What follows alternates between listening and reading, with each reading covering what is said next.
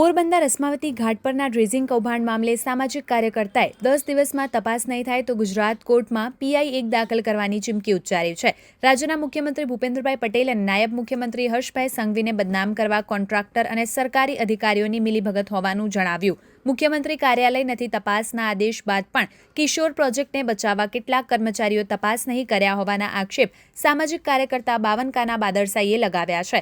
સમુદ્રના મુખમાં વર્ષોથી ડ્રેઝિંગ નથી થયું અને કિશોર પ્રોજેક્ટે 21.88 કરોડના ખોટા બિલો મૂકી કરોડો રૂપિયાના કૌભાંડ કરેલ, જેમાં લાગતા વળગતા વિભાગોના અધિકારીઓ અને કેટલાક તોડબાજી પણ સામેલ હોવાના આક્ષેપ કર્યા છે.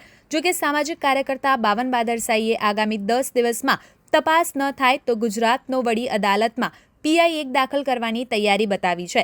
ડ્રેઝિંગ કૌભાંડ મૂળ સુધી પહોંચી ગયેલા સામાજિક કાર્યકર્તાએ થોડા દિવસ પહેલા કે રાજ્યના મુખ્યમંત્રી સ્વાગત કાર્યક્રમમાં 21.88 કરોડના કૌભાંડની ફરિયાદ કરી, છતાં સરકારમાં બેઠેલા અધિકારીઓ અને કોન્ટ્રાક્ટના મિલવીપણાના કારણે તપાસ નહીં થતું હોવાના આક્ષેપ અનેક વખત થયા છે. જોકે હવે સામાજિક કાર્યકર્તા ન્યાય માટે ન્યાયના દરવાજા ખખડાવવાની તૈયારી કરી રહ્યા છે.